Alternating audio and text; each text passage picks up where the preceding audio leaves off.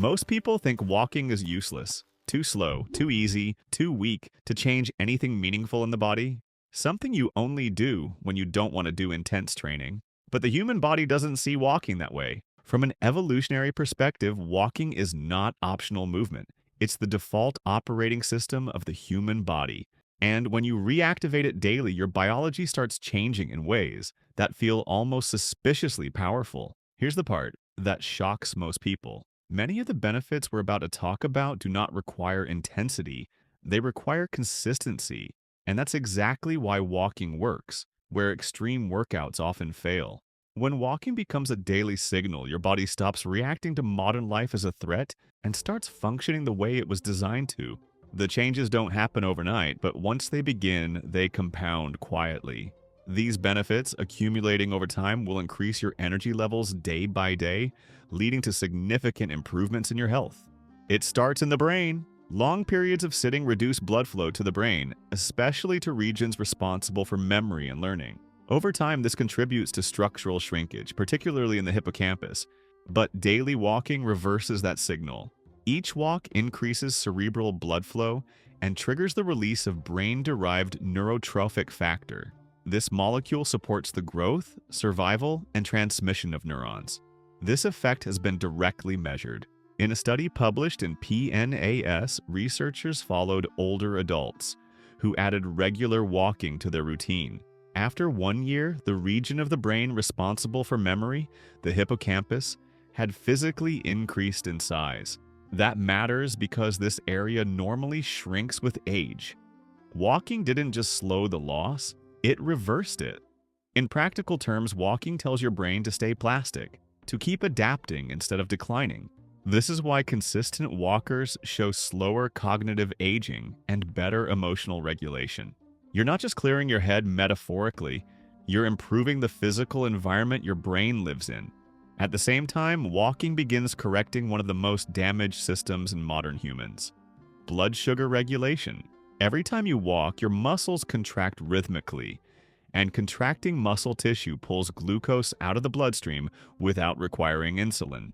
That single mechanism reduces blood sugar spikes, lowers insulin demand, and gives the pancreas relief. Over time, this improves insulin sensitivity across the entire body.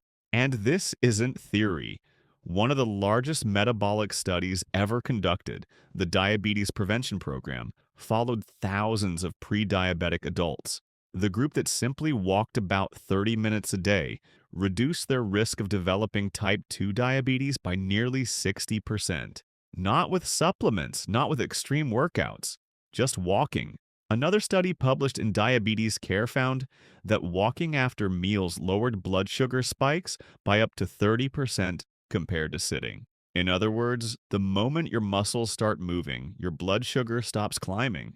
This is why short walks after meals are now considered one of the most effective tools for preventing metabolic disease. You're not burning off food. You're teaching your cells how to handle energy efficiently again. As glucose regulation improves, the cardiovascular system follows. Walking strengthens the heart in a fundamentally different way than high-intensity exercise. Instead of forcing the heart to work harder, it teaches the heart to work more efficiently. Blood vessels become more elastic, resting blood pressure drops, and circulation improves without chronically elevating stress hormones. Over weeks and months, the heart pumps more blood per beat, meaning it doesn't need to beat as fast to meet your body's demands. This is one reason regular walkers often have lower resting heart rates and reduced risk of cardiovascular disease, even without ever training aggressively. And while your heart is adapting, your lungs are quietly doing the same. Sitting promotes shallow breathing. The lower regions of the lungs don't fully inflate, allowing stale air and waste gases to linger. Walking naturally deepens breathing without conscious effort. The diaphragm moves more fully, oxygen exchange improves, and lung tissue is ventilated more evenly. This helps clear accumulated waste and supports immune defenses in the respiratory system. Many people who feel chronically short of breath don't have weak lungs. They have underused lungs. Walking restores their natural rhythm. This increased movement also wakes up the digestive system. Your intestines rely on physical motion to function properly. When you move, smooth muscle contractions called peristalsis become more efficient, pushing food and waste through the digestive tract at the correct pace. Daily walking improves regularity, reduces bloating, and lowers the long-term risk of colorectal disease. Even a simple walk after meals can dramatically reduce digestive discomfort. You're not speeding digestion unnaturally, you're restoring the movement it evolved to depend on. And here's where many people underestimate walking. Muscle adaptation. Walking engages far more muscle than people realize. Glutes stabilize the pelvis, calves and hamstrings propel the body forward, deep core muscles maintain posture, and upper body muscles support balance and arm swing. When done consistently, this creates low-grade mechanical tension that improves muscle tone and endurance without causing tissue damage. Unlike high-impact exercise, walking doesn't tear muscle fibers or inflame joints. That's why it can be done daily without recovery days. Consistency beats intensity here every time. What most people don't realize is that muscles respond not only to force, but to frequency. Repeated sub-maximal contractions train muscles to stay active longer and coordinate more efficiently. This is why people who walk daily often feel stronger without ever feeling sore. The nervous system becomes better at recruiting muscle fibers, which improves stability and control rather than raw power. Over time, this reduces injury risk and makes all other movements feel easier. As muscles adapt, bones receive their signal. Bone tissue responds to mechanical load. Each step you take sends a small force through your skeleton, generating tiny electrical signals inside bone cells. These signals activate osteoblasts, the cells responsible for building and maintaining bone density. Without this stimulus, bones gradually lose strength. Walking provides enough impact to maintain skeletal integrity without increasing fracture risk. That's why it's one of the most effective long-term strategies for protecting bone health, especially as you age. Most people think bone loss is unavoidable, but bones are constantly remodeling in response to use. Daily walking sends a consistent, stay strong signal, especially to the hips and legs. Meanwhile, your spine benefits in a way most people never consider. Spinal discs don't have their own blood supply. They rely on movement to receive nutrients. Walking creates a gentle compression and release cycle in the spine, pushing waste products out of the discs and drawing fresh fluids back in. Over time, this improves disc health, posture, and spinal stability.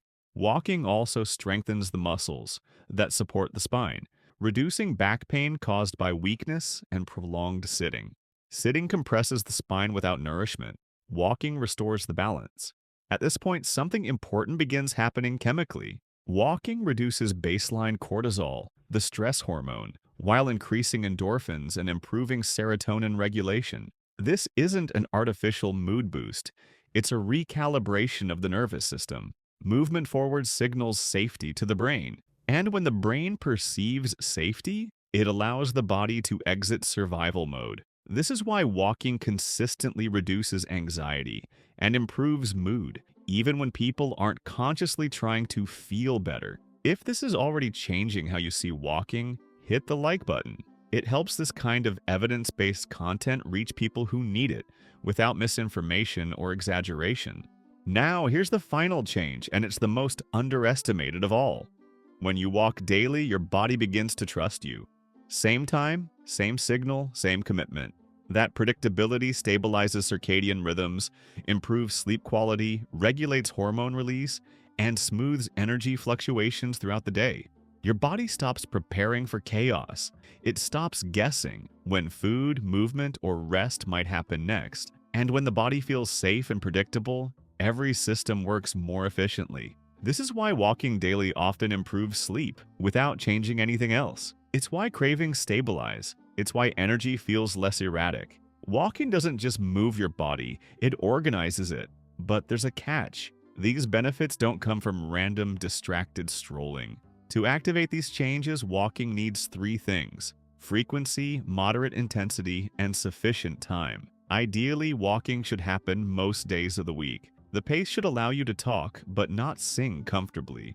And the duration should be long enough, usually 20 to 40 minutes, for physiological shifts to occur. Arm swing matters. Posture matters. Looking forward instead of at your phone matters. Supportive shoes matter. This isn't about punishment or burning calories. It's about sending the right signal to your biology. You can subscribe to the channel to see more useful content based on science, free from such misinformation. We're just getting started.